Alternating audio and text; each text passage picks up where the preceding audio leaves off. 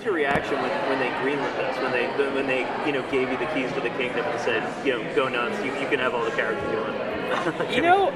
It was like, really? It was like, you're really letting us do this? This is insane. And you don't need to see a script. And it honestly, it was also, not to get sort of sentimental about it, but it was very humbling because here's a studio and network that obviously we have a 4-year-long relationship with, and they really showed an incredible amount of faith in us. The amount of money that they are putting towards this, just to get the cast assembled, it's unprecedented, and we're very, very fortunate that that they have the faith in us that we think the audience has. Almost every fanboy has longed for a Justice League TV show in their lifetime. Was your inner child just like, holy crap, I've got a DC super team show? I wrote a line the other day for Ray. I'm not sure if it'll end up in a cut or anything, but I wrote a line for Ray that 10-year-old me is having a moment, and I'm like, that pretty much just came from me. I mean, this 10-year-old me can't believe this. It's insane, and it's so great. It is literally a dream come true. Just to see, it would be a dream come true for me just to be watching the show. Was this always the idea to have a super team, or were we ever toying with the idea of just the Atom Show or White Canary or whatever you wanted to do? We had been talking originally about doing a different kind of spin-off than a team show, and I think the thing that we were sort of figuring out is like, what's really great about Flash is it introduced superpowers and visual effects to the Berlantiverse, and it built on Arrow. What could we do that would actually build on Flash? And another single hero probably wasn't going to get it done. But when we sort of looked at the landscape and realized how many characters have been introduced on both shows that can actually carry their own show, we realized, oh, wait a minute, what would really be cool, but they'll never let us do it, is a team-up show. And then to our shock and amazement, they actually let us do it. It's crazy. Well, with a character like... It is bonkers. It's completely insane. And it's like, part of the problem with breaking the stories for the show is we'll get together and, every 5 minutes we're just saying how crazy insane it is. And then we've got to we lose 5 minutes talking about how insane it is before we come back to doing the actual work. Well, a character like Vandal Savage, I think you could draw some parallels between him and then Ra's al Ghul. Yeah. How are you going to sort of separate those two so they don't end up too much in that same villainy space, I guess? Yeah, I think it's a great question, actually, because the truth is, like, Vandal and Ra's, I think, share a common, comic book DNA. It's hard for me to answer that question fully without knowing who we're casting yet for Vandal. Part of it's just the way you write Vandal. I think Vandal's aspirations are very, very different from Raz's, and that's probably like the biggest thing is that our Raz sort of, his only aspiration really was to try to find a successor because he knew that his life was going to come to a close. Vandal's aspiration is nothing smaller than taking over the entire world. So they're very different. They're different men, even though they feel like they're cut from a similar cloth.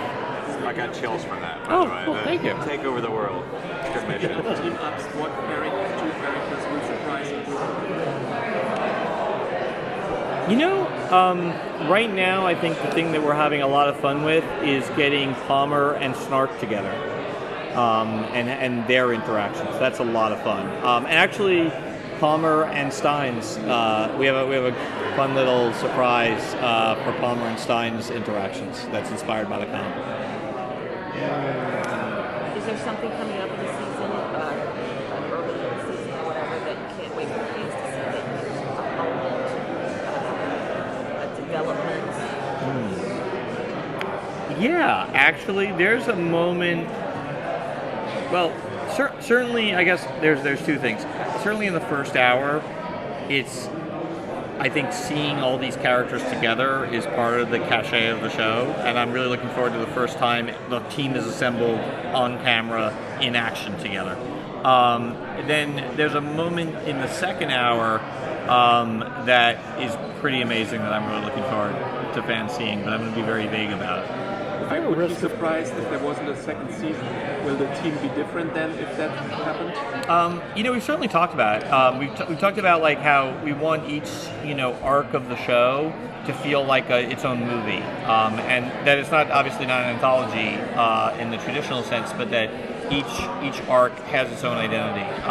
So that's certainly something that we've talked about. So it's possible some cast members have only signed on for 1 year. Well, not getting into the deals with the cast members, but what's really great is that Arrow and Flash are continuing to introduce new characters, and every time they introduce a new character, that's a potential new teammate or antagonist or presence on Legends of Tomorrow. That's part of the fun. Is there too much? Is there a risk at all? Do you think now the way that Arrow kind of spun Flash and this Legends Tomorrow and Supergirl and not that you guys are connected, but Agents of S.H.I.E.L.D., Agent Carter, and Daredevil, and all that. Is there a risk that there's just too many of these shows and there's going to be soon? It's a great question.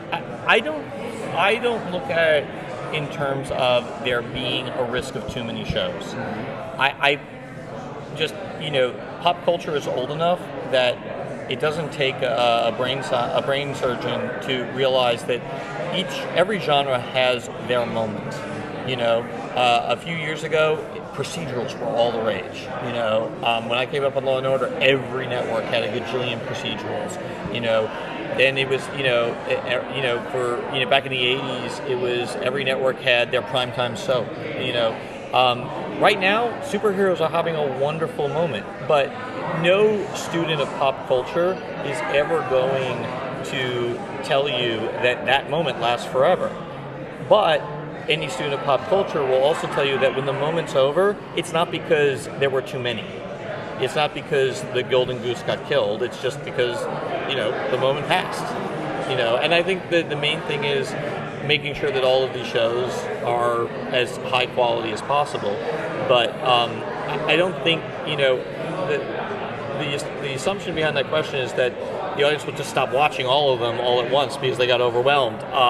And we all know, just again, from just knowing the history of our medium, that doesn't happen. You've probably heard this question before, but with DC, one of its pluses, its distinctions, is that there's a multiverse.